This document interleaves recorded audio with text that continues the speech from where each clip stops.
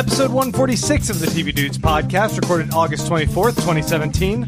The Defenders.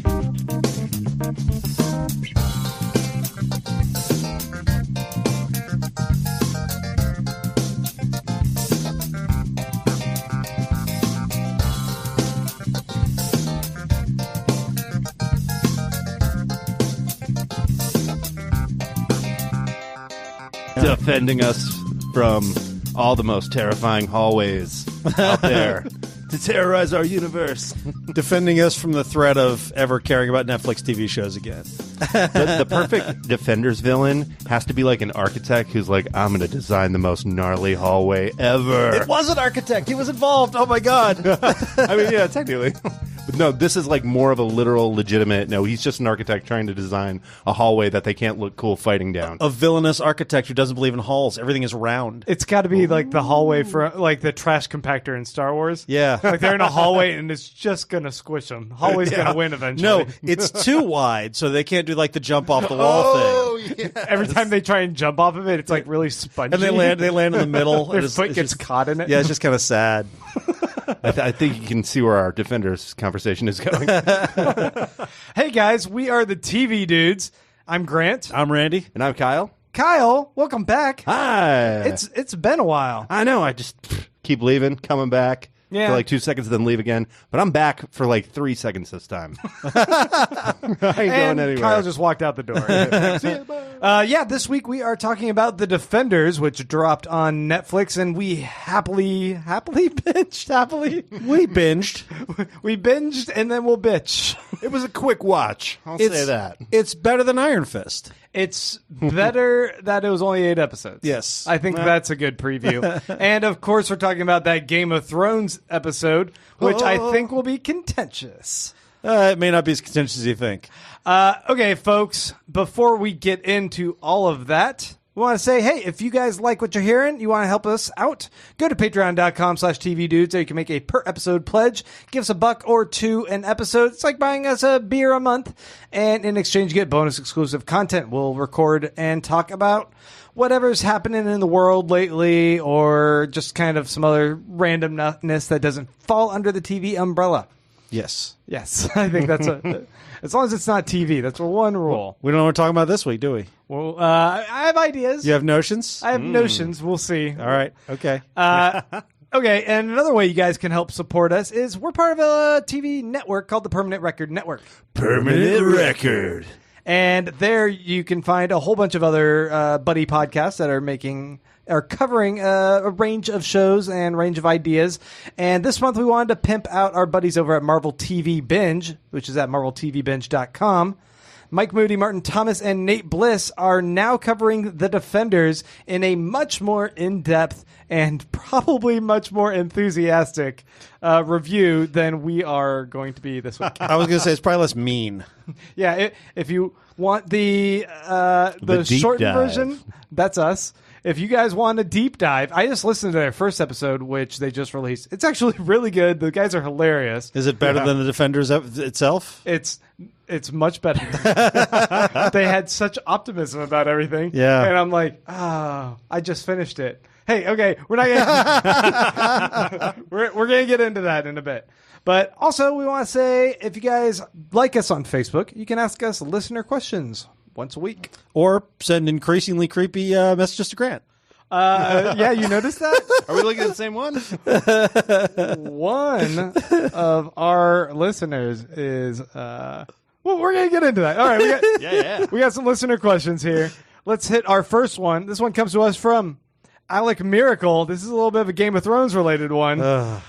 If you could sleep with any of the women of Westeros, why are you limiting it to women? First off, who would you pick? Keep it in mind, there may be consequences to which woman you choose. If you choose Daenerys, she'll require you bend the knee. If you choose Sansa, you'll have to be careful not to remind her of Ramsay. Okay. That made me creep. That just made me feel really ill. Yeah. If you choose Arya, she'll kill you after... that's quite a Alec, an I'm escalation. not sure what version of Game of Thrones you're watching. Are you watching on XTube? Are you watching the X Hamster version? X Hamster's gotten this. If now. you choose any of the sand they'll probably kill you after. Oh, okay, so there's going to be consequences. I'm just saying, whomever. this doesn't really sound to me like Game of Thrones. I think that Alec may be accidentally watching the X Hamster Game of Thrones because we know they're getting into original Are you talking content. about Game of Bones? Game of Bones. Yeah. it's because Arya isn't a Black Widow. She doesn't kill you after. I mean, I guess we don't know. Yeah, but maybe she steals your identity and then does shady stuff. Cut your with face it. off. Yeah, Yeah. she steals your credit card and buys a bunch of masks with it or something. yeah, I don't know. I don't really watch Game of Thrones, wondering which women I should sleep with. I think a lot of people do watch that show going, her.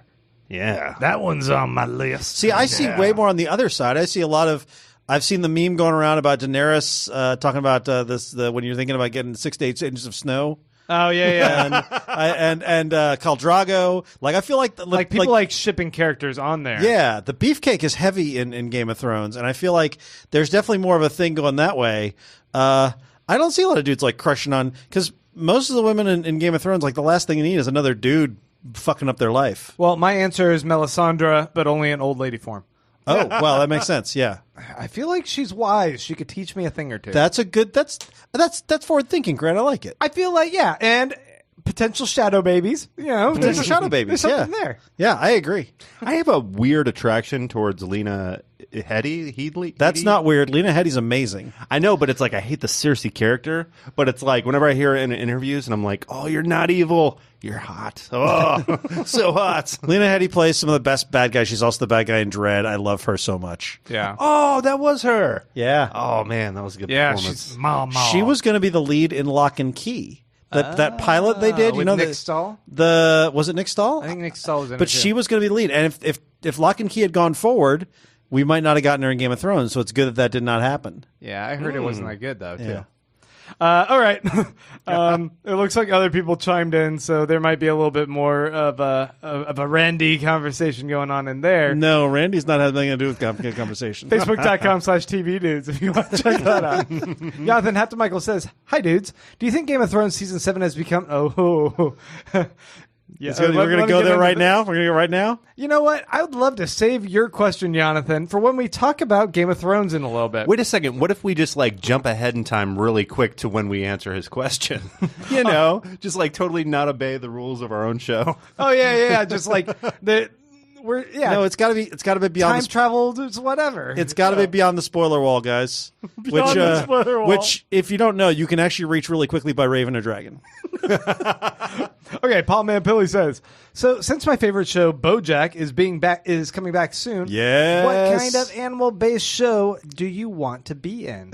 Animal Man hybrids can play the real-life TV roles and not documentaries on wildlife. Also, just to get you, Randy. And Randy, no use of terriers. You sly old. He says fox, but I feel like the apt term would be terrier. No, I think he was Sly eliminating dog, both. you. No terriers, no foxes. Wouldn't it be funny if terriers was about a bunch of cats? No, that's terrible. So I feel like this is an easy answer. Yeah. I would be on a show starring pandas, and it would be about domestic violence. And in the show, my character would constantly be like beaten, but I'd have the two black eyes already. Nobody would know. And then it's awareness about panda violence. Oh, Yeah. so this isn't like taking. Okay, I thought this was like we take a real show, Yep. and then we make them animals. Yeah. Oh, then cops with pandas. I have three words for you. Two broke gorillas. Oh, would you watch it? No. Well, Randy, But he'd just read. making them into gorillas. Yes, two broke gorillas. It's gorilla human hybrids who are trying to open a cupcake bakery. Okay. That's my pitch. I mean, I'd take Transformers and then just turn it into Beast Wars, I guess. There you go. Or wings, and you just all make it about birds. birds. Yeah. Oh, nice. It just plays right into the Or title. wings, it's about bears who own a hot wing shack. Ah, that's a good one. I like that one too. Yeah. Golden Gorillas? Golden Girls? Golden gorillas. I mean, we can workshop this Yeah, a little Settle bit. that down we'll- for the we'll big work it out. hibernation. Nick Ties says, I'm going to say your name correctly. Nick Ties. That's correct, right? I don't know. I always say thighs. We've been mispronouncing Nick's name all this time? I think he actually corrected me once and said it's not thighs. I think it's Nick Theus. Theus? Theus. No. Like Tiffany Amber Theus? It's definitely the correct way you're pronouncing it. We're spending a lot of time on your name, buddy. Are you trying to do it right or trying to do it wrong? Because I can help you do it wrong some more. At this point, I just don't even remember. By the way, guys, before you get to his question, I just have one more. Paw in order. Paw in order. Meow, meow. Meow, meow. Okay, he says, since Grant has me hooked on Ozarks, which, by the way, I did a little guest spot on their Netflix and Kill. Go check that out over at ugopodcasts.com. I've been thinking about TV drug dealers a lot. If all TV drug dealers were vying for the same turf, who would come out on top? Alliances are allowed as long as there's a compelling reason for the team up. So I immediately went to like Heisenberg. Oh, I was like Marlo Stanfield from The Wire. Oh, man, that's pretty good. Marlo is ruthless. Marlo's ruthless. Yeah. What was the girl from Weeds? Oh, she's dead soon. She's dead really early. It's why am I blanking? I'm on blanking her on her name? name too. I love that actress, but I'm blanking on her name. We'll just call her Weeds. Weedy Weeds. McWeederton, I think. Yep. Weeds. Yeah. What about Crabman from My Name is Earl? He was a weed dealer. I bet you wouldn't have even ever thought of Crabman again had it not been for the guest book. Nope, the guest book really launched his career again. He's back. He's back. And he's the same guy. Crabman's back. It could be that show Limitless, but it's like the government because they're the drug dealer. Yeah, that's true. Supplying the drug to them. See, like Heisenberg, though, he was never the drug dealer. No, you're saying Badger has to go up against Stanfield because that's not going to end well for anyone. Yeah, I feel like it would have to be Badger. Oh man, Badger's going to get killed so hard. Yeah. Yeah, but I think nobody's going to beat the Wire. That's pretty rough. I mean, Avon, I guess. Yeah. I felt like Marlo Stanfield was Marlo's I think you're right. But what about the guys from Sons of Anarchy? I know they run guns, not drugs. But could you slot them in as a wild card? Yeah, they didn't run drugs. Yeah, but they ran guns. Yeah. I don't F with bikers, man. I'm just saying they might. Bikers, that's I where bet I just feel like they'd get fucked up. Yeah, that's probably true. That's probably true. Bikers? They're easy targets on bikes. Yeah. You just clip that back wheel. What about that dude from the HBO show that Kyle liked? Ballers? No, wasn't Entourage? No, wasn't it you liked the one about the weed dealer? Weeds? Weeds? I think we covered weeds. No, No, High Maintenance. High Maintenance. That is a good show. I stand by that still. But how do you think he'd do in this? You think he'd do all right? Get his ass kicked. I think he'd be like in the Hunger Games, that person who just hides until the end and then, fuck it. You know what we need? We need conferences. You need like the weed dealers need to go up against each other because they're always sort of genial and that kind of thing. And then like the heroin and the coke dealers go up against each other in different places. We got the guys from Snowfall too. Remember the CIA's involved in there, so that gives them a slight edge. So I think you need conferences. This is going to be quite the battle. And then the top weed dealer has to face off against the top heroin dealer, and the heroin dealer wins because they're probably more ruthless. Why hasn't anybody done a drug lord mashup show yet? This seems like a no-brainer. I agree. I feel like they do try and do drug lords occasionally. Like, what was that? Kings or something? Remember that one? Yeah. What about Narcos? I know it's real, but Narcos. Yeah. You know what? Pablo Escobar. Pablo Escobar could maybe take down Marlo Stanfield. That guy made so much money, he was just a country unto himself. Yeah. He was basically Dr. Doom. Yeah. What we need is like a Justice League or an Avengers of drug dealers where they get together to fight, I guess the DEA would be the aliens in this scenario. What if they got together to protect me from this next question? Next question comes to us from Mike Chung, who says, "Hey guys, love the show." And Grant's sultry voice. Is it sultry? Sultry. I feel like it's awkward and whiny. It's not the word I would have gone with, but He says, "Sometimes I see you sleeping, Grant, and I notice that you toss and turn quite a bit. What do you dream about while you sleep? Hopefully me." I think in a way. Looking constantly over my shoulder. Mike's coming for me.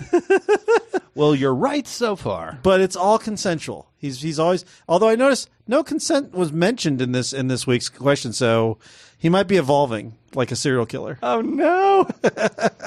I mean, maybe I have my own stalker here. It's possible. Yeah, You've really made it once you have a stalker. That's true. it's kind of cool until I get shot in the street. Then it's less cool. Yeah, that's true. But if you survive it, then it's even more cool than Good point. before. That's a good point. He's not going to shoot you. He I loves generally- you. He seems loves you. more of a stabby type. Yeah. I dream of cheese a lot. He's not going To to be answer the ignored. question, I have lots of dreams about cheese. Yeah. Cheese. Okay. I don't know why. Is it like eating cheese, making cheese, being pursued by cheese, Crawling I really through- like shopping for cheese, being shopping around for cheese? Okay. Yeah. All right. In your It's not dream interesting. cheese shopping store, a lot of samples. Yeah. Yeah. Nice. I like the samples. Samples Now, are good. Can you taste things in your dream? Because I thought we couldn't taste things in our dreams. I ate a whole pillow once. Oh, okay. But we were talking about your dreams, Yeah. Oh, in my dreams now. not your dares. I made $5 off Hey, of that. Grant, I dare you to eat this pillow. Done. Consider it done. Kyle Voltu says, "Hey, TV dudes, The Tick is about to premiere on Amazon. Is there another indie comic book property you'd like to see serialized? And if so, how would you do it?" There's like 100, but I'll let you guys go first. Oh, but you're going to have the best answer. Oh, that's Okay. why you want to save it for the end. Yeah. What's considered indie? Anything not Marvel or DC? Oh, really? Image? I mean, I would say. I still want Chew. Yeah. And I still want Why the Last yeah. Man. Yeah. Oh, my gosh. I'm all about that revival. And 100 Bullets. But I feel like Vertigo is kind of cheating. Like, aren't they If big enough? Vertigo's cheating, that's DC. Yeah, that probably is cheating. Okay. But 100 Bullets on HBO or even Cinemax or Showtime, yeah, all about that. Fuck yeah, right? I would go. I want Saga as an HBO Oh, dude. series, right? It just That would seems be so insane. weird. I know, but Deadwood's kind of weird. John from Cincinnati was kind of weird. Game of Thrones Not is successful. kind of weird. Oh, Bad example. John from Cincinnati I was used, really that one, weird. I used that one on purpose. What I'm saying is HBO will do anything. But I Shooting your idea in the foot. also like to think back to Game of Thrones when it started. Like, Game of Thrones is kind of weird. Yeah. I mean, just because it's, the most successful show on right now. But Doesn't I think- mean it wasn't a hard sell at the beginning. It's funny because Grant's first answer, Chew, that's the one that's sort of spiritually in touch with the Tick, because the Tick is it's one of those things that only really be done in comics. It's an action comedy. And Chew is a thing that if someone did it and they did it even halfway right, people be like, I have never seen anything like this before. yeah. And so, yeah, I would love to see that adapted properly. The basic premise is already just fantastic. Yeah. The idea that this guy has a sense memory for anything he ate. He can understand the history of it. Yeah. And so he's forced to become a detective that eats bodies in order to find out how they got killed. That's nuts. Yeah. I love the idea.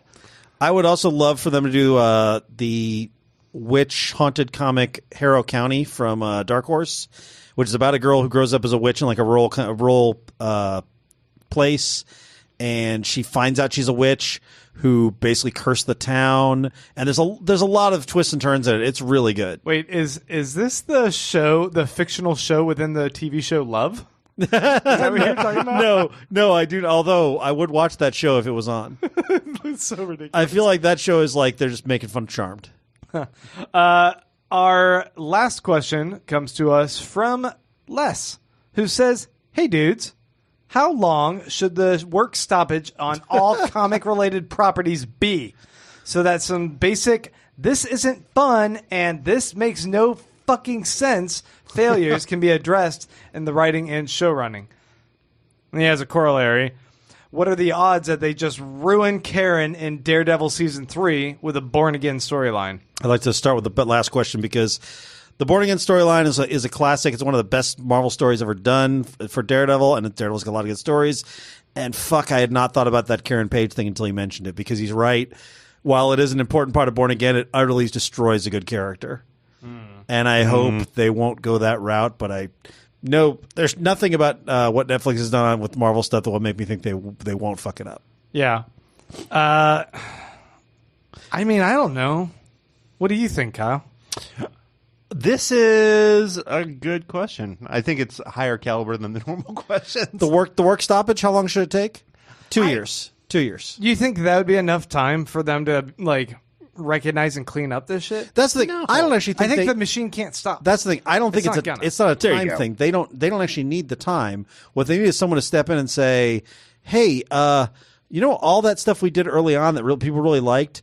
Instead of keeping doubling down on the things that worked at first when it was new, but is now just feels old and tired. Let's try and evolve the whole thing. Let's try and do what they've done with the cinematic universe, where Iron Man may not have been. Iron Man was really great for the time, but if they kept making Iron Man, we would have gotten tired of it. I feel like they did that. Like, we have Legion, which seems like a bit of a game changer. Yeah. We have a template in what Brian Fuller's actually doing over with American Gods. It's not the same type of superhero thing, but I think that it shows that you can have a bit more of a zany touch to this kind of stuff. Yeah. And keep it in this world and keep it and make it compelling and actually have villains that are compelling. Well, I think that's the thing. Is it's specifically the people at Netflix, the people doing Marvel's Netflix shows, and it's not the creators, because those creators, there's a lot of talented creators working on it. It's maybe coming from above, but somewhere along the line, someone needs to tell them, hey guys, this formula you're working off, it's getting old already, and it's not great. They need somebody who, when he goes in there, everybody goes, oh, well, you're obviously doing it wrong. Yeah. And it's like, no, that's what you need to do. You kind of need to break the wheel. It's just like DC's movies, and it's just like what DC TV has in Greg Berlanti, even though they have some issues too. But they need a Kevin Feige. They need a guy who loves these characters, loves these properties, and knows what's going to make them work, but is not so beholden to them that they weren't not willing to change stuff. Guys, I just realized there's one more question to get to. I thought maybe you were just going to skip it. Yeah, Nice. This question is from Mike Moody, our fearless leader over at Permanent Record. Permanent Record. Dudes, I love the DuckTales premiere, and I know you liked it too. Which Disney afternoon tune of the past would you rather see revived, and what is your dream voice cast? He gives us some options here. Tailspin, Darkwing Duck, Chippendales, whatever the fuck. That's his words, not mine, because it was Rescue Rangers. Or Goof Troop. And why? Why, TV dudes? I used to love Chippendales, whatever the fuck. I would like to say Kyle Volte chimes in with Gargoyles, which I do think should be on this list. Gargoyles is fantastic. And if nothing else, it should at least be streaming. Like, it should be somewhere. Hopefully when Disney does their streaming network, they'll put it on there, because Gargoyles is great. And as a lot of the guys who did, or some of the guys who did Batman animated series are involved in that. It was really good. Tailspin, I think, would just be a little bit too similar to DuckTales. Yeah, I can see that. The idea that it's taking a plane off to different adventures kind of all the time. I think Tailspin would actually make a really great Jon Favreau-style Disney movie, live action. Like where you make... He's too busy doing Pod Save America, though. Different John Favreau. Different John Favreau. Oh, Yeah. Oh, the other one. Yeah. Who even This is remembers the guy that who was the Obama speechwriter. He wants him to do the reboot. Oh, okay. Yeah. I think that's a good idea. Yeah. I think it'd be a good choice. I would pick Darkwing Duck. Because Tailspin's too much like DuckTales? Well, I know it's a duck as well, but I like the idea that this is more of a silly Batman kind of take, or the cape or whatever. I've got a pitch for you too. Okay. What if he never puts on a costume and he only fights crime in hallways? Oh man, we really need to get to this Defenders coverage. No, I do want to say Tailspin is the only one of these I have any nostalgia for. I just didn't watch much of them, so that's the one I'd pick. And the question about dream voice cast is hard, because I wouldn't have picked the voice cast they picked for DuckTales, but I thought they did a great job picking it. Yeah, that's got to be really challenging to just be in that spot. I don't know who I would pick. I don't know who I would put in for those roles. I still maintain that Huey, Dewey, and Louie's voices are just terrible. I agree. They're all the You same. don't like them? They're all the same. I think voice. Mike- They're not doing range. What's his face? I think I definitely see with two of them. Who's the Mike Moody? Mooney? Mike Moody is the guy who just asked That's this question. who's the SNL guy who does the voice of one of the kids? Bobby Moynihan? Bobby Moynihan. Why did I don't know where you were going with that. that is. Anyways, I feel like he's got a little bit of range. I wish but he would the have other just done two his voice from Chosen, so we would know which one is him, Randy. I don't think that would have gone. I don't think it would have been great. Don't you remember the show Chosen? I wish they would bring that one I back. do remember that. No, you don't. I really don't.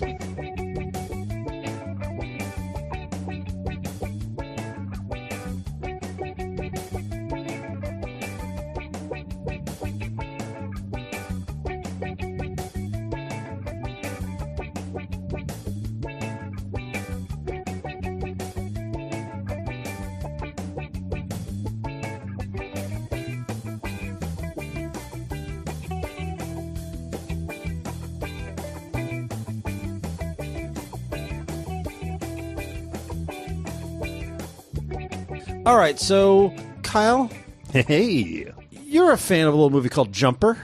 Yeah, I was. I kind of like that movie. So why don't you give the people the pitch of what the movie Jumper was about? Okay. So imagine like you can teleport, so you can go through walls. You can do all that. Uh-huh. All right, and then you're the kid from Blank Check. That is the movie Jumper. It's just like this guy goes through bank walls, gets tons of money, just lives this amazing life until one day he finds out that there's people who actually hunt jumpers and that his days are numbered. Wait, so he jumped in, was living the jump game for a while, and then he got busted? He got busted. He lived the jump game for a long time, but then he started dating a cute girl, and that's when they busted him. That's what I say. It's that old song. If you want to be happy for the rest of your life jumping, you better make an ugly woman your wife. Exactly. While Jumping. Yeah. I don't think that was the song. But the reason I bring this, this all up, I have to remember that for our break song. is that the movie Jumper is not getting a sequel, but they are doing a TV show. There's one in development under the leadership of Jamie Bell and Julian Simpson. Julian Simpson says Doctor Who. Jamie Bell, they list Turn. And, we're all big turn heads here. We're turncoats, I believe. Turncoats, yeah. Turncoats, and he was Ben Grimm in the crappy Fantastic Four. Yeah, and he was Billy Elliot. You know what? I love the idea of taking a person like Ben Grimm, who's already supposed to be the stocky bulldog. Michael Chiklis played him before, perfect casting. And then take scrawny Jamie Bell and say, yeah, that makes sense. That was weird. Interesting casting. The interesting thing is, Jumper is a series of novels, and I gather they're pretty good novels. And this guy Simpson, apparently, he wrote and directed for the MI5 TV series. He's directed a number of Doctor Who's.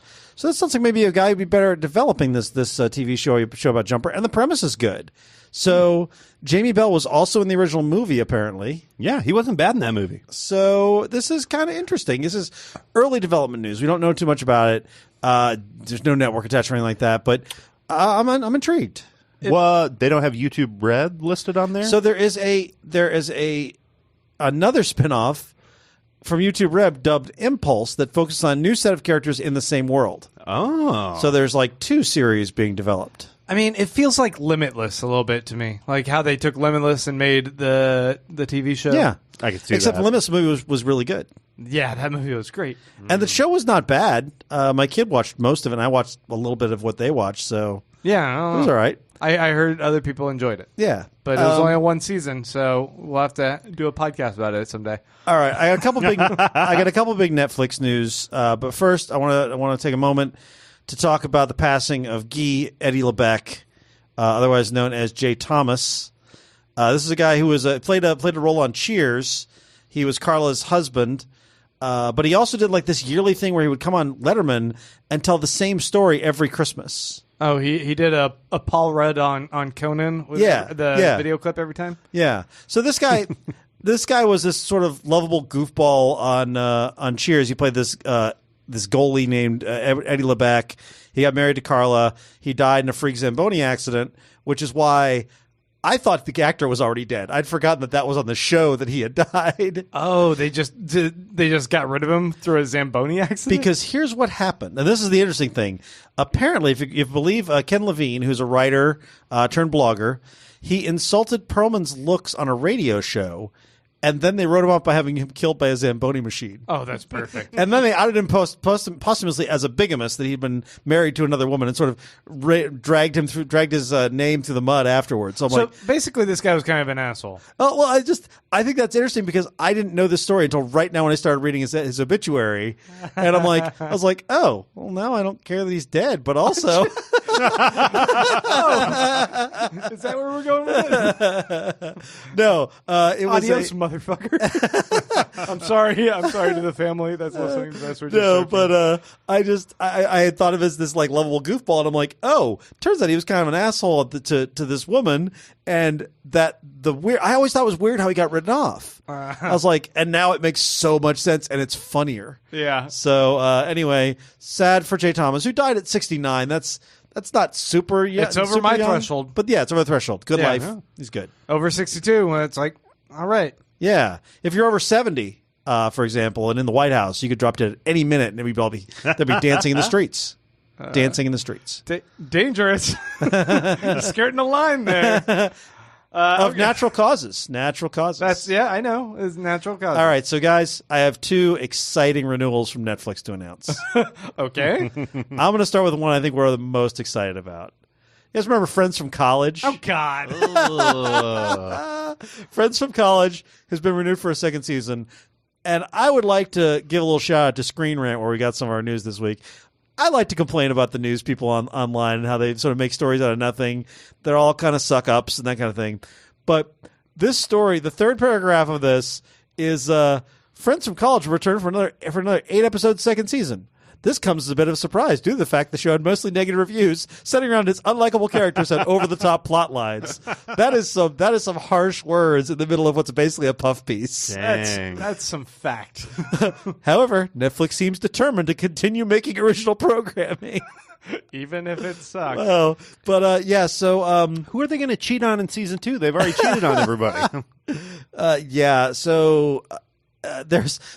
funny how many times in this story he says Friends from College may not be its strongest series to date. Where's Hemlock Grove season 3 or whatever? And this is like the best, the not humble brag, but it's like the insult compliment. Netflix's ability to continue producing original content without the strongest reviews or ratings is what makes their model special.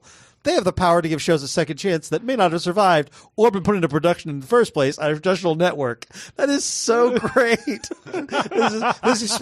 This entire article. This author was given a job of like, hey, we got this press release. Netflix is renewing Friends from College season 2. I know you hated that show. You've been talking about it for weeks, but can you just write this piece? And he's like, oh, I'll write the piece. this is Screen Rant, right? Yeah. ScreenRant.com. Yeah. It's fantastic because, it's filled with facts, but is also full of subtweeted hatred, and that's really what Friends from College deserves. All right, so what's the one I won't care as much about? Stranger Things season 3.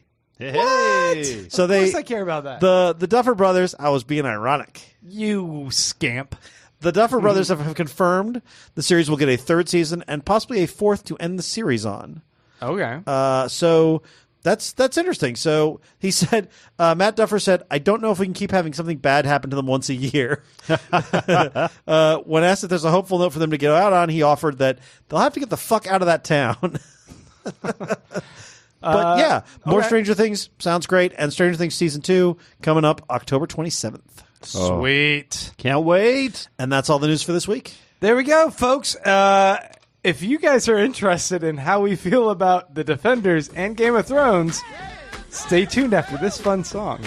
If you wanna be having fun the rest of your life, Jumping. you have to make a friendship when you're right. While Jumping. jumping. So for my personal point of Jumping. get the girl to marry you. While Jumping. jumping.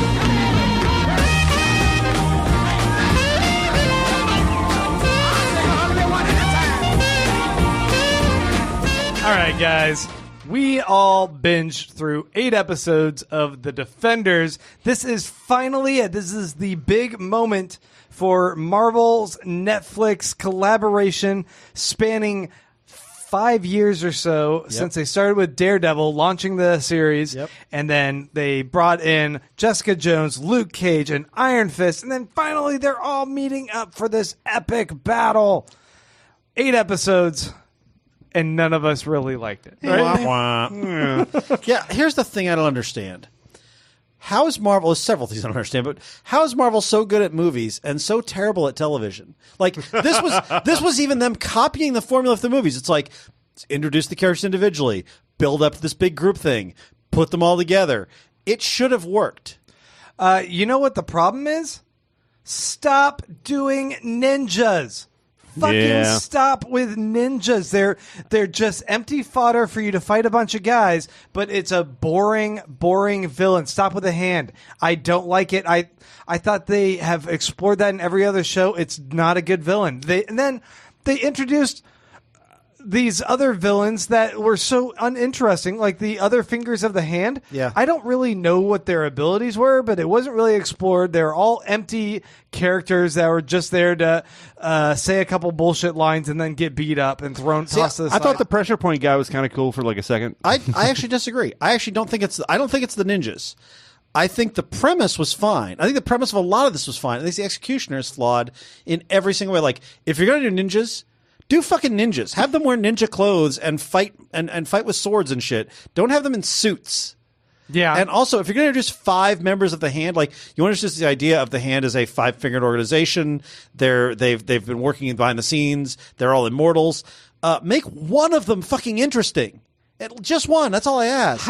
Sigourney Weaver started off kind of interesting. Yeah. But then they squandered anything about her. They made her really limp. I fucking hate. Oh, hey, we're gonna go into spoilers, by the way. Yeah. I Spoilers. fucking hate that they brought back Elektra and then like hyped up how dangerous the Black Sky is. Yeah. Only for her to get her ass kicked like several Repeatedly. times Yeah. by people like barely even trying. And I was like, what is that shit? That's the whole problem here is that it's all by plot fiat. Yeah, everything is inconsistent character. Yeah, it's all inconsistent. Doesn't make any sense because you're trying to get to whatever your story is, and that'd be fine if your story was interesting, but it's not. It would be great if the point of having these people come together is that they play off of each other's strength. They work together to defeat the bad guy. I feel like at no point did they actually finally recognize each other's strengths enough to separate and divide and conquer and congeal and win the day. Yeah. Like, it all felt like they just wanted to, like, occasionally pair people up for conversations that they were having comic book wet dreams about. Yeah, do you know why Avengers worked? Avengers worked because they bicker throughout, which is just like the Avengers supposed to do, but they all came together at the end to defeat Loki and his army. Because they have Captain America actually lead, and they even point out they have Stick. Yeah. I love that actor. What they did with Stick was awful. That's a good character in the comics, too, and they ruined him. But they take Stick, and they basically have him go, hey, Daredevil, they need a leader. That's you. Yeah. Wink, wink, audience. And then Daredevil doesn't lead. No. Ever. At no point. Everybody wants to say that it was Iron Fist's fault. And it definitely didn't help that this was all focused on Iron Fist's story. And his story sucked. And his story boring, sucked. And the character's boring. And he is a problem because Iron Fist in the comics, and a take on Iron Fist I would have liked is he should have been the guy who was sort of zen and calm about this thing. Everybody here has got broody backstory. Mm-hmm. Matt Murdock, and Jessica Jones and Luke Cage, all of this dark backstory. They're actually all pretty good. And they're all pretty good. But Iron Fist should have been the light guy. He's the guy who's like, takes this all with a grain of salt, takes it all fairly easy. It sure would have had a lot more weight when there was the conversation between Luke Cage and him about like his white privilege. Yeah. If he also was just so blasé about everything. Yeah. And the thing is, weight of the world. You know who the not the comic relief, but sort of the light touch here was?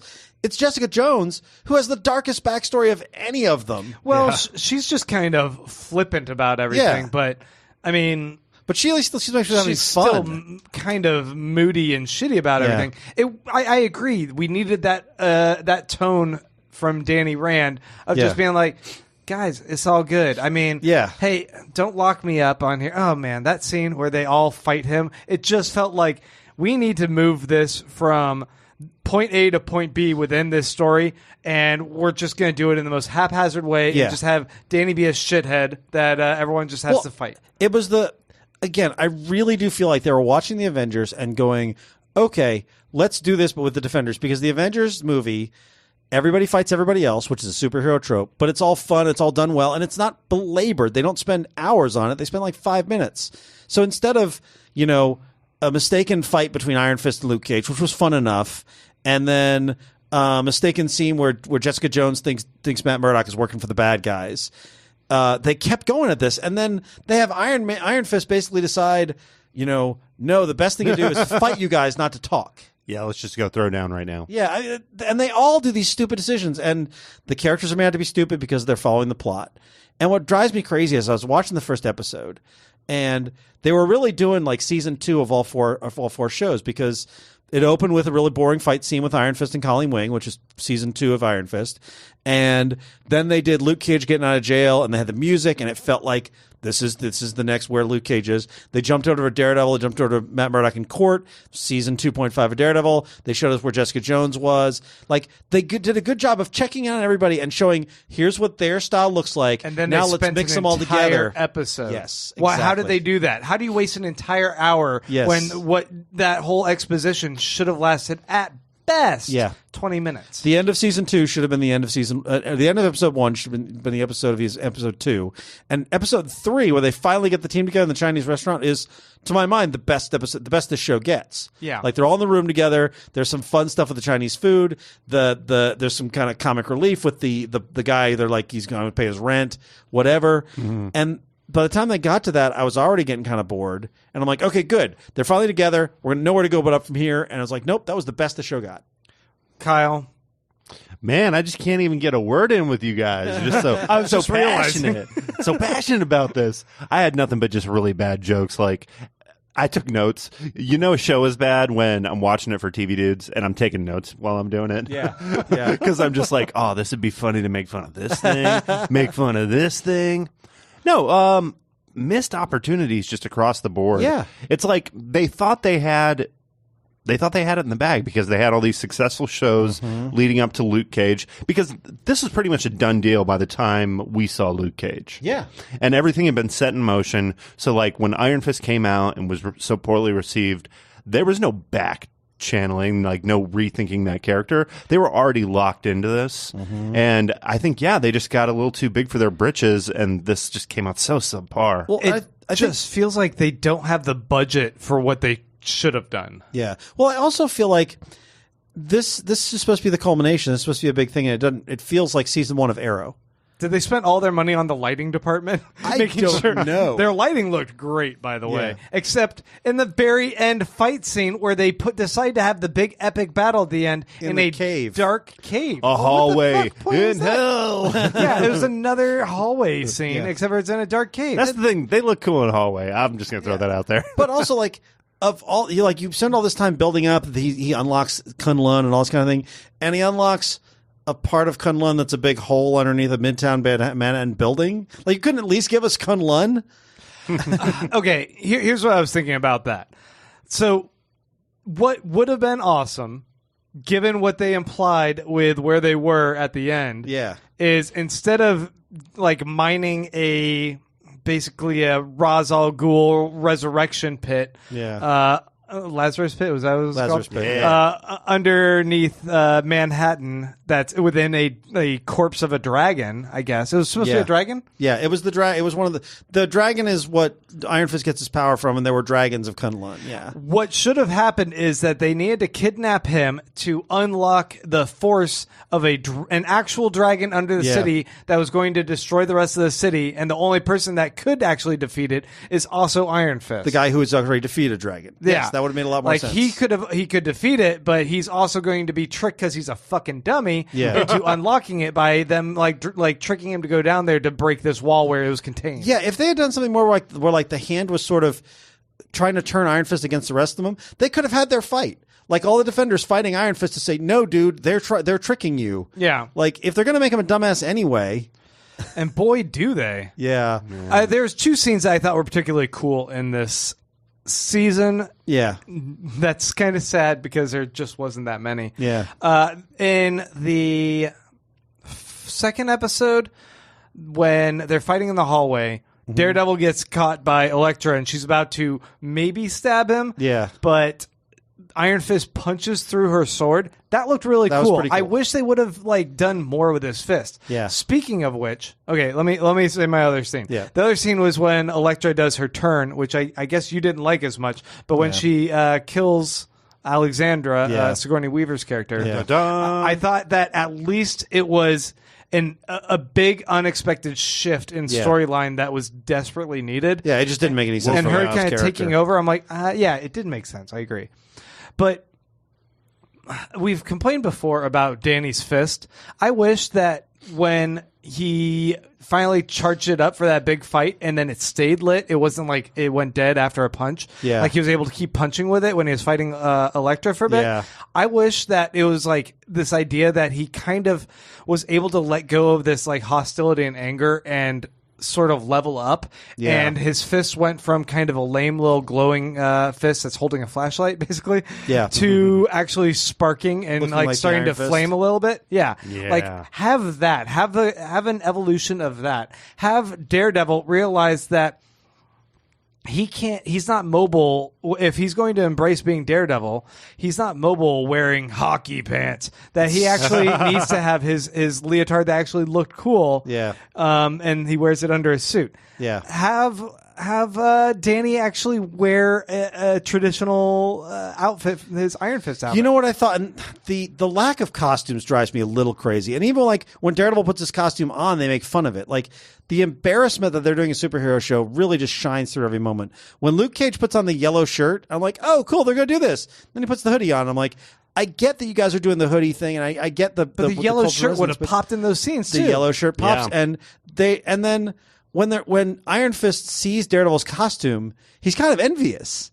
And I thought they were going to do something where like he decides, oh, I'm going to have a costume because Daredevil has a costume and it's cool. Yeah. But they didn't even go that direction. And then Jessica could have been the only person making fun of it because that's her role.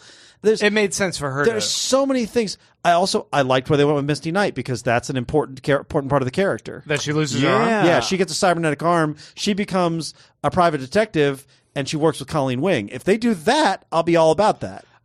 Misty Knight was terrible in this show. Well, it's less The actress, it was just like every line she delivered, she's like this incompetent boob of a detective. Yes. And just uninteresting. I don't think that's the actress's fault, though. That's the writing. But Les had the perfect take on this. I wish Les would be able to make this because he had some great thoughts on my Facebook. But he said that you could literally replace all of her dialogue with "I'm getting too old for this shit," and it works. It works almost the same way. Ugh. Yeah, just what a waste of a character. Yeah. I mean, I also did not. I get it that they're trying to bring all these characters in, and they have an expanded cast that they also kind of want to integrate into the story. Yeah. But to take the rest of the cast, to take Karen, to take Foggy, to take all of them, and just kind of put them in a waiting room, in like For a purgatory, 4 episodes. and then to not really do anything interesting. Yeah, with there them, was no point to it. I figured at least they really should have explored much more Karen interacting with what's her name? Trish. Yeah. Like they briefly had it. They should have introduced that a lot earlier on, Yeah. and been like these people are actually unraveling. They're detectives, right? Yeah. And each in their own kind of right, but they should also be able to kind of unravel a story and be able to deliver some sort of information that was crucial to them.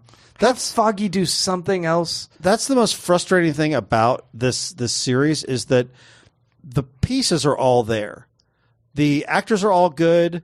The characters are all good. The writers are all good. These are good writers. I don't know what happened, but because you're like, they had 8 episodes and they told 2 episodes worth of story across those 8 episodes. It felt like they just didn't have a budget. Yeah. That's what I keep coming back to. I'm like, they did ninjas, but then they never really had too many ninjas. Yeah. And they made them like pretty just faceless men, and like you said, in business suits. Yeah. They had fights staged in dark areas, and it just looked like cheap and quick and just get it done. Well, like I say, this reminded me of Arrow Season 1, except Arrow Season 1 was better, and it was the start of something. This is their culmination. They had 5 seasons of TV to set this up, and this is what they came up with.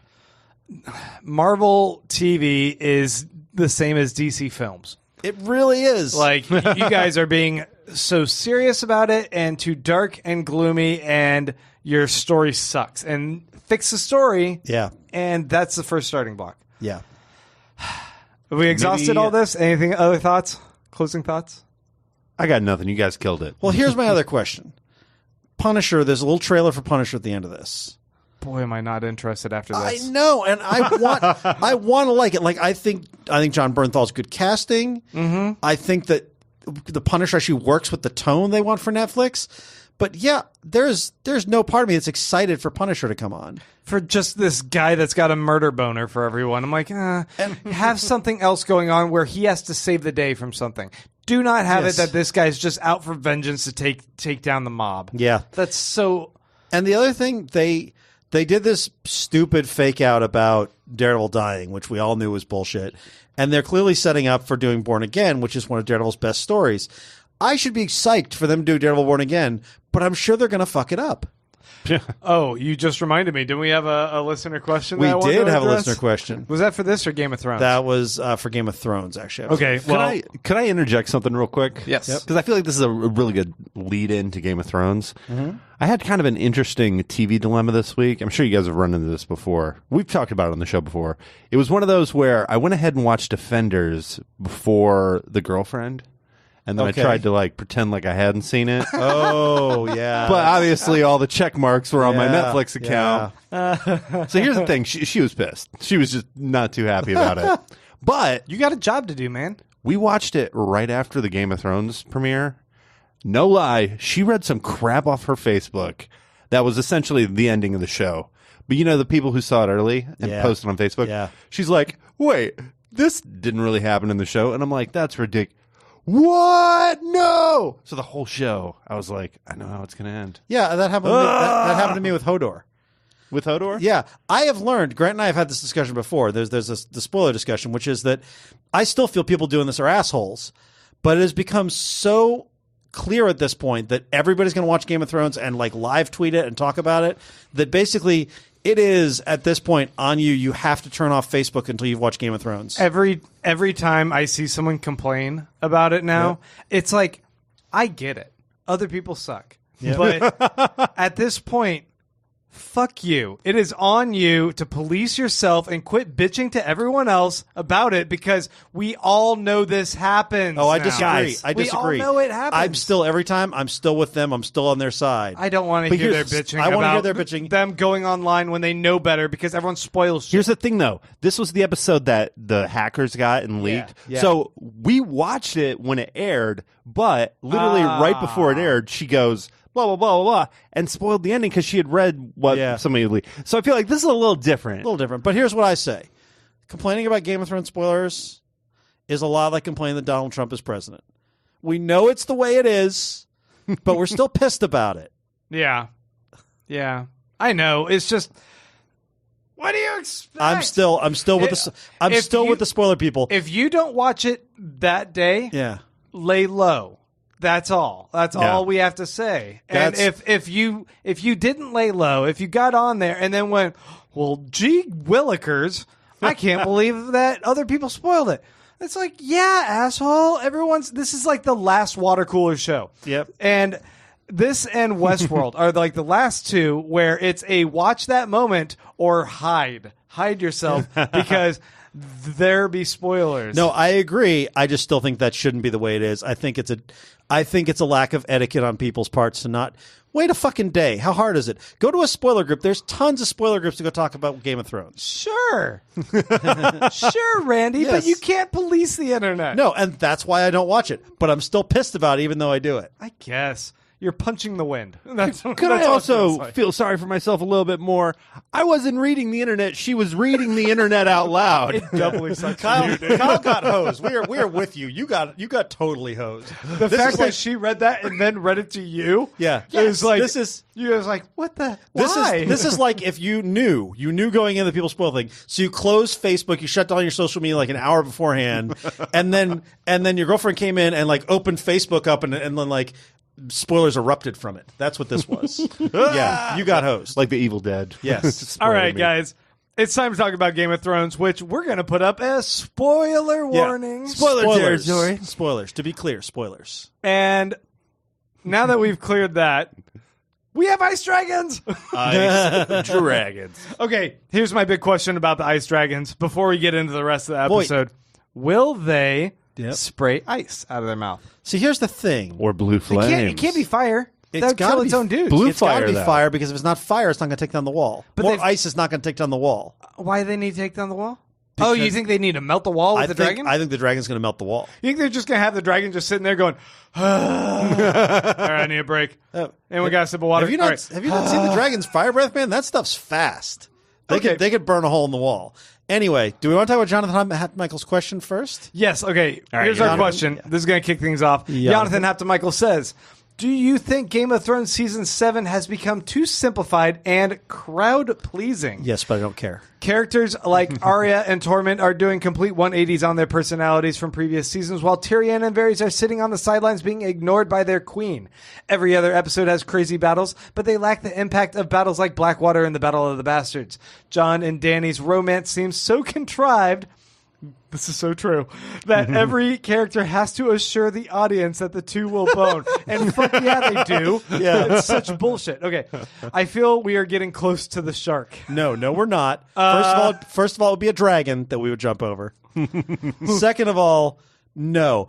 The people have said the Game of Thrones has gotten the best comparison I've heard is it's gotten more like action movies. And that's what I think it is. It's dumb. This week there was some dumb shit. I will 100% grant you, but I was still 100% on board the whole time. I was wondering, are they really doing this? Because that doesn't make any sense, but I was still happy when it happened. It bugs me. Oh my gosh. It bugs me too. It bugs me every single week more and more how much they are basically snubbing their noses, is that the term, at George R. R. Martin and just taking such leisure in order to get from point A to point B in a world that he meticulously built. And it's just when characters just become pawns and for plot advancement, just everything's so contrived, like you said. Well, maybe he should have spent the 10 years he had to write the damn books if he wanted his own version out there. Fair point, but they had a That's template point. and a tone for how to execute this artfully, and now they're just being crass about it. Do you think this season is not as good as, say, like season 5 that was all about Ramsay's torture porn? Like, this is still not the worst Game of Thrones has gotten. I really like I think this season. is very exciting, but the skeleton underneath it bugs you. is really annoying. Let me offer an alternative. Okay. Maybe because of what the show has done so far, this is the only logical way for it to end. Yeah. For we're so used to seeing the hero not win. Yeah. When the hero starts winning, it's like, that sucks. That's what I think's going on. I think a lot of us are, but to some extent, seeing things not go badly in the way we expect them to go bad. Like the fact that everybody lived through this battle, it's ridiculous that none of the major characters You know what I really thought? died. I was like, they're not going to kill him off. He's not big enough character. Yeah. And they I'm like, killed they killed him off? They killed a bunch of no names and they killed one dude and I did feel that was a cheat. They But- had so many no names just to kill, Yeah. and then Thoros and That's Myrrh. like more just kept popping up. Yeah, I was like, how many guys actually came with them? The biggest issue, and Grant, you and I have different on this before, is the travel times. It doesn't bother me. I've never noticed it.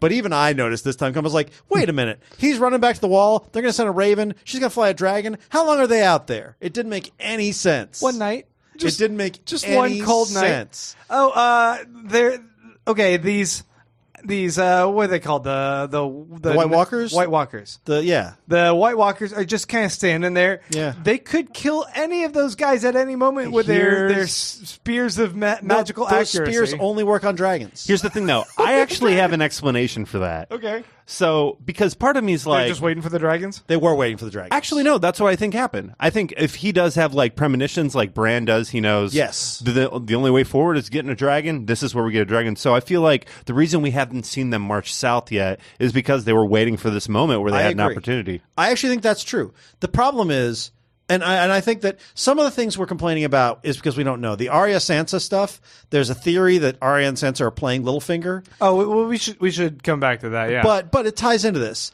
because the complaint about Arya and Sansa, the complaint about the Night King and his crazy plan, and why none of the undead walk across the ice or whatever, like all that plays into there was a plan going on. The Night King was waiting for the dragon. The Night King pushed them into that situation to get the dragon. Okay. But the problem is, even if you accept all that is true, and I do generally, there's still no way that Dany makes it there in time. Dany doesn't make it there in time. The fact that they ended up on this island that just happened to be this water that was just freezing enough. That could have been the Night King's plan. That could be part of the Night King, that he knows where to maneuver them so that they won't question why aren't they attacking us. The fact that he had all those thousands and thousands of yards of chain to lift a dragon, the fact that physics was defied by how they must have attached that to the dragon and then lifted Okay, it vertical physics- up through the ice and then across. Okay, no, physics, Eastwatch. What the fuck's going on with Eastwatch this? is the closest tower by the sea, so they would have had supplies like that. So they probably got the chains from Eastwatch. And then, you just throw a couple of the dead ones down in there. They hook it onto the dragon. They're already dead. Where they've got the pull it chains out. is not even in my radar. I don't give a shit where they got the chains. Actually, That's so much I read an article ridiculousness about here. where they got the chains. Yeah, people can explain. Eastwatch, you think? That's the theory. People can explain a lot of this. The thing you cannot explain, the thing that I thought was the biggest flaw, was that that travel time makes no sense. And the thing that really bugged me is I follow a guy who's a comics writer, and he does sort of spoiler posts. Justin Jordan, and he does spoiler posts where he basically explained, here's how you get every plot point that you wanted in the show without breaking suspension of disbelief. And this was something he did 20 minutes after finishing the episode. And he did. He tied into Bran's visions, that Bran basically comes to Daenerys, somehow establishes that he's the three-eyed crow, tells her that she needs to get on her dragon now and head out, and sort of basically sets it up so we get the same dramatic rescue, but it makes more sense. He established all of this, and I'm like, your full writer's room couldn't come up with this? And I even saw the director, Alan Taylor, saying, yeah, it doesn't make any sense. We were hoping people wouldn't notice. And I'm like, that's not cool, guys. It just seems like they're becoming lazy in service of spectacle. Yeah. In this show, the fact that they just have all these characters just crossing paths and suddenly uniting and everything's great, and then they all are conveniently going out and everyone's having their hero moment. I don't know. It just feels like that's not the show that we loved initially, because this show was bucking those conventions, and now it seems to be fully embracing them once they no longer have George R. R. Martin's template. They're just going to what they know about how to write sensational TV, and that's not the model that gained them the success. See, but that's my frustration. Here's where we differ. I still fucking love this show. I love every episode. Don't get me I don't wrong. care. I do too. No, but this bothers you when you're watching it. It doesn't usually bother It me when bugs I'm me a watching little it. bit when I'm watching it. So I knew it was coming. I knew that Daenerys was going to fly the dragons. I knew it didn't make any sense, but I still fucking love watching that dragon tear ass through the army. I knew that I knew Jon wasn't going to die, but I still loved the reveal of who rescued him. I thought that was a waste of that character, but I still thought it was cool. I knew what the ending. We knew what the ending of this episode was. I predicted it last week. I said they're going to kill a dragon and raise him as an ice dragon. I mean, that's been a fan theory for a long time. Oh, has it that really? they're I gonna had have no an idea. I've read that on a lot of things. That is as old as the Clegane Bowl, the two brothers going. I read after it each other. right before I watched the episode. That's so true. But there's a really interesting. There's a couple really interesting theories, and the Night King ones we'll talk about first. We'll get to Arya and Sansa, but the Night King theory is that he's somehow tied into Bran's visions, and that's why that Bran's whole thing. That's why he was after the three-eyed crow. That's why this all ties in. That he somehow can see the visions, and he's using that to do his own bidding. That's why he knew the dragon would come. He knew the dragon would come. He knew that he needed a dragon to break down the wall. He has his own visions tied into Bran's. I haven't read the theories because I don't want to spoil anything for myself if someone's guessing something correctly. But that makes a lot of sense to me. The Night King has this presence to him where I'm like, this is a dude who knows more than what we're seeing. This is not just a dude mindlessly walking toward a wall. Yeah. Well, let's jump over and talk about the other story plot then, going on with Arya and Sansa over at Winterfell. Kyle, what do you think here? I think it's a misdirect. Yeah? I really do. I hope it is. No, I really think, even going back to the episode before, they just took so much care to let us know, oh yeah, Littlefinger, he thinks he's playing Arya. Yeah. But I don't know where they're going to go with it, Well, it seems like they've established that Arya and Sansa are actually the most, if the only, truly competent of the Starks, right? Well, they're not traditionally heroic.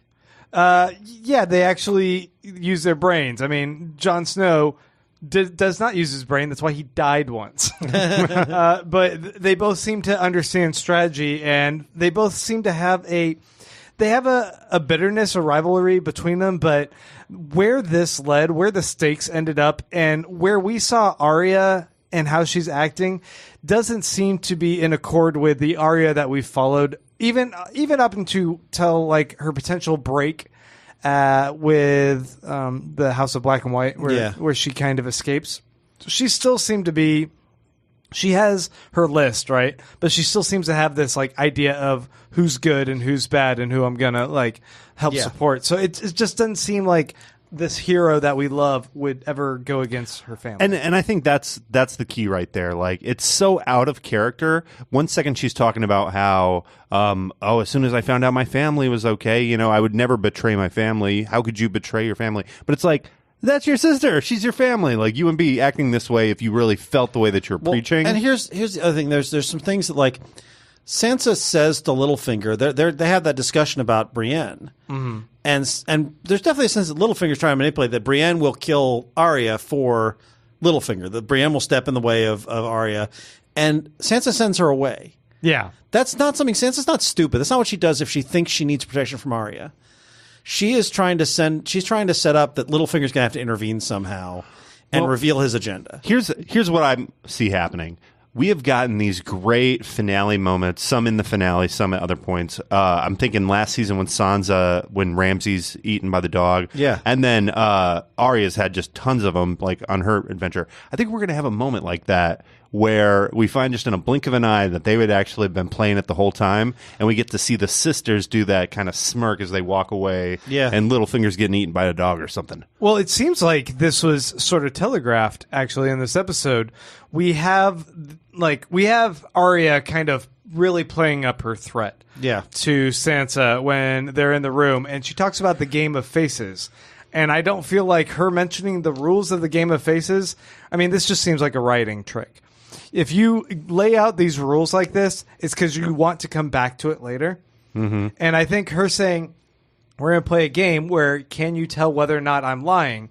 And then right after she says that, she comes on heavy with these threats. Yeah. Like, I'm lying about these threats, but I want you to buy into them because I'm being watched. Yeah. Littlefinger is listening to what we're doing, and we need to play this game because I'm not sure if she knew initially that Littlefinger was actually tailing her, or she figured it out. But she might have been, and she might have even allowed him just to kind of see what else was going on, what his plan was. Yeah, and it might have been like it actually did piss her off when she confronts Sansa earlier, like, hey, that's fucked up that you had to write this. And no, not everyone would have done that.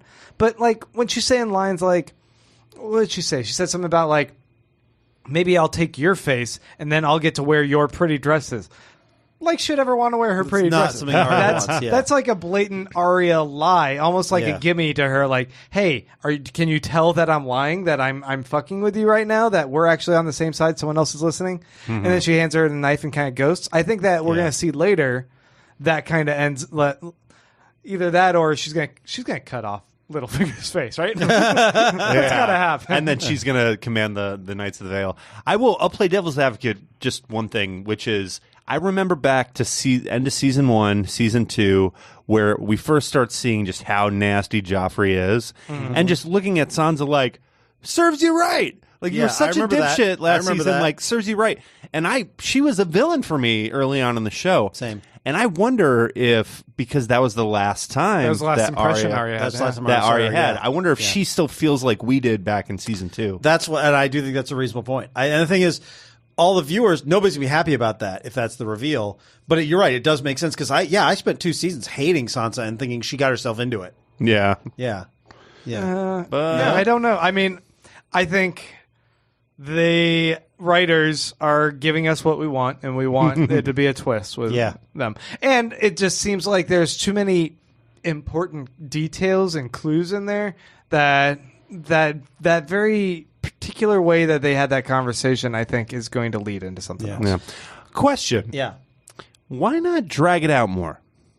Why not? Yeah. Why not say we got 8 episodes here? I'm glad they're not. I'm ready. I'm ready for the ending. I mean, I like that we're ramping toward the ending. I don't want them to keep going. You don't want to see them stuck north of the wall for 3 episodes? I really don't. I don't like the idea. And the thing is, that's my disconnect with the books. Why he not kept dragging everything out. He kept adding more characters. He kept spending hundreds of pages on characters I don't give a shit about. I don't ever want to read the books again. So I'm super happy that they're moving forward a little bit, which I think is why I'm more forgiving of dragons having stargates that let them teleport around the world. Why not have Daenerys just turn her dragon and blast the Ice Walkers? Yeah. all the kings right there. I mean, she's got to know like battle array and like know who the leaders are and go. Well, those guys are sitting right there. Let's get them. Yeah. I don't know. Too wet behind the ears. Yep. Guys, one more week. One last week. So this was the penultimate. That's right. Yeah. Oh man. Guys, we will be back next week when. Okay, what's the thing that's gonna happen? Ooh. When Arya and Sansa cut off Littlefinger's face and wear it around the north. They're gonna put on plays Put on all some around shows. town. I think that's a for sure gonna happen. When we finally see the Stargates that Varys and the dragons know how to access, they let them teleport around the world. Okay. When Tyrion reveals that this entire time he has been building a mechanical dragon that he can fly, and that's why he's been off screen this whole time. Ooh. And that's and that he was actually baiting Cersei so they can just kill her. Exactly. I hope that that's it. I mean, come on. What's going on with him just being like, oh no, I mean, Cersei's going to be good. Let's appeal to her better senses because I'm sure she has them and she wants to care for everyone else and save the world. You know what's going to happen is that whole Westerosi Express time travel thing they keep playing with. Yeah. They're going to get down to King's Landing to meet with Cersei this next episode, and then the Night King's just going to already be there. Yeah. He would have marched south and taken everything. What if Cersei pulls her face off and reveals she is the Night King this whole time? Whoa! A faceless Cersei. I feel like that's the place to end it, guys. Only one more week. All right, guys, we will be back next week to talk Game of Thrones. We might throw in some other shows in there, but that's going to be our meaty biscuits. It's not an expression. Our meaty biscuits. We're going to call it our meaty biscuits. I like. And until next week. Meaty biscuits out.